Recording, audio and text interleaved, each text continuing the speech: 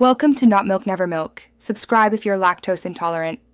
You begin by confirming the lookup column sits at the left of your table range and that your lookup values match exactly.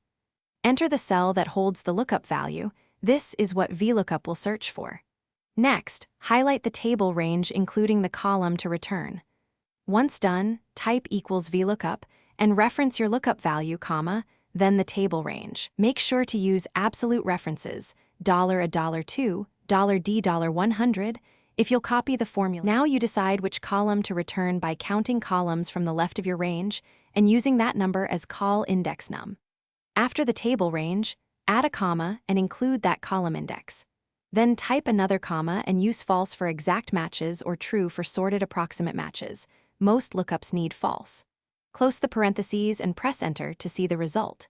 If you need the same lookup for many rows, drag the fill handle to copy. Absolute table range prevents shifting. To finish, verify a few returned values manually so you trust the results. If you see #n/a, check for extra spaces, mismatched text versus numbers, or wrong column indexes. Use trim to remove spaces and value to convert numeric text. Once resolved, apply formatting and copy formulas as needed.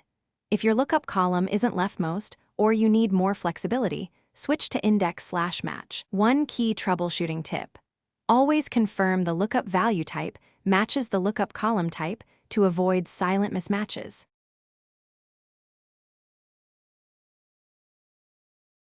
Thanks for watching. If this was helpful, leave a like and consider subscribing. See you next time.